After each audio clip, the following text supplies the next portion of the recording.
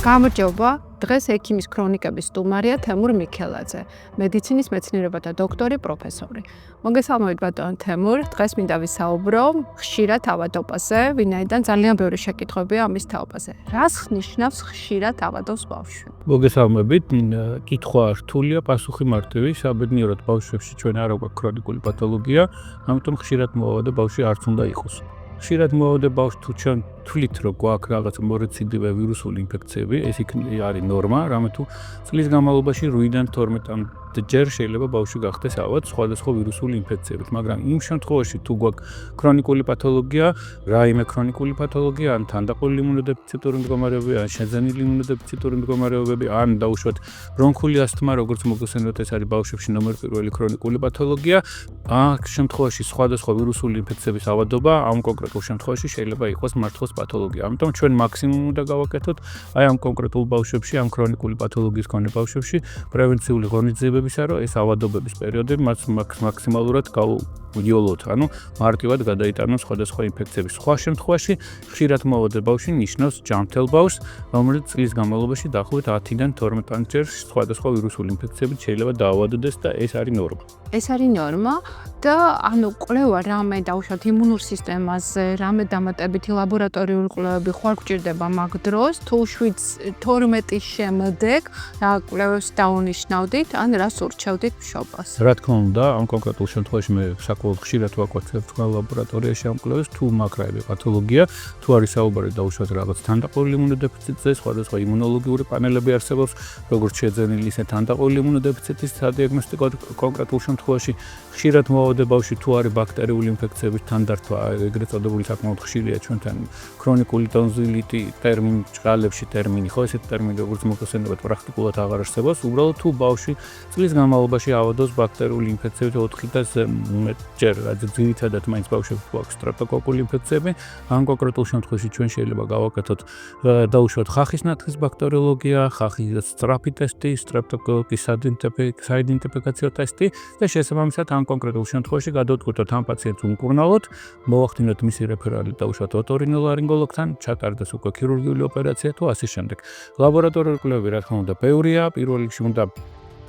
ცხელების დროს თუ გახანგრძლივებული ცხელება გვაქვს ჩვენ ვაკეთებ რუტინულ კვლევას, როგორც არის დაუშვათ სისხლის საერთო ანალიზი, ან სხვა ანთებითი პანელები, როგორც არის C-რეაქტიული ცილა, პროკალციტონინი თანდართვის შემთხვევაში თუ გვაქვს ბაქტერიული ინფექციებისა, ამ კონკრეტულ შემთხვევაში ჩვენ ვუყენოთ უკვე ანტიბიოტიკოთერაპიას, მაგრამ სხვა შემთხვევაში და უმრავლეს შემთხვევაში თუ 10-12 ჯერ ავადობს გვაქვს ძირითადად ვირუსული ეტიოლოგიის ინფექციები, არის ისეთი ვირუსები, რომლის იდენტიფიცირება გჭირდება, დაუშვათ როგორც არის ინფექციური მონონუკლეოზი, იგივე თქვენ ლაბორატორიაში საკმაოდ ხშირად ვაკეთებ ამ კვლევებს, დაუშვათ ციტომეგალოვირუსული ინფექცია, ან სხვა თანდართული ვირუსული თუ ბაქტერიული ინფექციები, თითქოს თუ ჩვენ კლინიკურად მივიტანთ რაიმეზე ეჭვს, ეს იქნება როგორც ბაქტერიული, ისე ვირუსული, რა თქმა უნდა, მისი იდენტიფიცირება თქვენ ლაბორატორიაში საკმაოდ წარმატებულად ხდება. ძალიან ბევრი შეკითხვაა იმასთან დაკავშირებით, თუ ხშირად მოავადეა ბავშვი, რა გავლენას ახდენს ეს განვითარებაზე, ქცევაზე, სწავლაზე, მოქმედებს თუ არა ეს სწავლის ანუ ათვისებაზე, რა გართულებები მოყვება ხოლმე ამ შეფერხება ხო არა აქვს ბავშვს განვითარებაში? რა თქმა უნდა, გაცდენილი დღეები საკმაოდ ცუდად მოქმედებს ბავშვის განვითარებაზე, ზოგადად მის სტატუსზე, ამიტომ არსებობს ის პრევენციული ღონისძიებები, რომელიც უნდა განახორციელოს მშობელმა. ეს არის გრიპის საწინააღმდეგო ვაქცინაცია, ეს არის კონკრეტულ შემთხვევაში თუ გვაქვს რაღაცა ის ქრონიკული პათოლოგია, იმ ქრონიკული პათოლოგიის სწორი მართვა, რომ მაქსიმალურად გაცდენილი დღეების რაოდენობა შემცირდეს. ახლა ჩვენ როდესაც სკოლაში დავდიოდით, 38.5 სიცხით მივდიოდით მეორე დღესვე სკოლაში, ამიტომ ერთ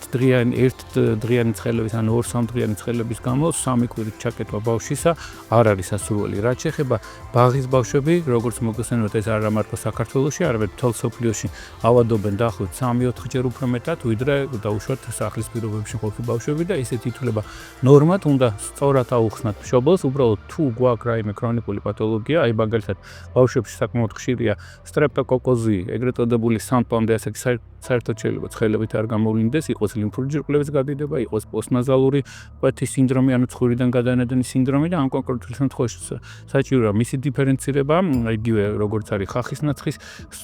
ბაქტერიოლოგია, სწრაფი ტესტი, სტრეპტოკოკზე კვლევები, სისხლის ანალიზი, ანტისტრეპტოლიზინის განსაზღვრა, თუმცა ეს ანტისტრეპტოლიზინი მოძველებული კვლევაა, ეს არის იმუნოგლობულინ G კლასის ანტისხეულების სტრეპტოკოკის მიმართ და მისი მაღალი რაოდენობა პრაქტიკულად კლინიკური ღირებულება არ აქვს. თუ ჩვენ მას ვსაზღვროთ, უნდა ისეთი ძირითადი საავინ დაავადების პროფილაქტიკა, როგორც არის რევმატიზმი, როგორც არის გლომერულონეფრიტი, როგორც არის პანდას სინდრომი, შესაბამისად შეგვიძლია განსაზღვროთ და სწორად მართოთ ეს დაავადებები ან პათოლოგიები მათი მაღალი მატების ან შემცირების დროს. ამიტომ მთავარია ის კონკრეტული ანალიზი, ის სწორი ანალიზი და დროული ანალიზები ჩაუტაროთ ბავშვებს, რაც სჭირდება კონკრეტული დაავადებების მართვისას. არის თუ არა რამე ისეთი განსაკუთრებული სიმპტომები, რასაც მშობელმა უნდა მიაქციოს ყურადღება და როდის უნდა მიმართოს პედიატრს მშობელმა, ამ ხშირად ამბობენ გაცივდა ბავშვი, სიცხე გვაქვს ერთი დღე, როდის უნდა მოქმართოს და რა არის ის სიმპტომები, რაც მნიშვნელოვანია, რომ მშობელმა მიაქციოს ყურადღება. ბატონო, ეს არის გატარილი პროტოკოლი ამისა ცხელების მართვისა, როგორც მოგეხსენებათ, ეს არის მაღალი ცხელება, რომელიც გრძელდება 3 დღეზე მეტი და არ ექვემდებარება ანტიპირეტიულ, ანუ სიცხეს დამცველ საშუალებებს, ბავშვი არის მივარდნილი, კონტაქტში ვერ შემოდის როგორც მშობელთან, შესაბამისად აღინიშნება ნაწყველთა გახშირებული მოქმედება, შეუპოვარი ღებინება, რომელიც უმართავია ბინის პირობებში და ანუ ლეთარგიულია, მივარდნილია, ძილიანობა აღინიშნება და ამიტომ აუცილებელია ამ პაციენტების დროული რეფერალი ზოგ შემთხვევაში კლინიკაში ან უშუალოდ მის პედიატრთან. ამიტომ დაახლოებით ერთდღიანი ცხელება, როგორც მოგეხსენებათ, ერთი ან ორი დღე საერთოდ არ მოითხოვს ექიმის ჩარევას, რამე თუ კლინიკურად გამოვლენილი აქვს დაუშვათ ვირუსული ინფექციების კლინიკური გამოვლენები, როგორც არის ხველა, ცემინება, ცხვირიდან ჩამონადენი და ასე შემდეგ. და შესაბამისად ტემპერატურა მერყეობს 39-მდე. და ჩვენ ესეთ რეკომენდაციასაც ვაძლევთ, ხო, თუ ბავშვი იტანს ცხელებას 39 გრადუსამდე, საერთოდ არ არის ანტიპირეტიული, ანუ სიცხის დამცავი საშუალებების გამოყენება, რამე თუ როგორც მოგეხსენებათ, ცხელება ეს არის ორგანიზმის დამცველობითი რეაქცია, სხვადასხვა კონკრეტულ შემთხვევაში რესპირაციული პათოგენის გასანეიტრალებლად და თუ პაციენტი იტანს ცხელებას, საერთოდ არ საჭიროებს ანტიპირეტიულ საშუალებას, რამე ამ ცხელებამ უნდა გააუვნებლო იყოს სწორად ეს ვირუსი.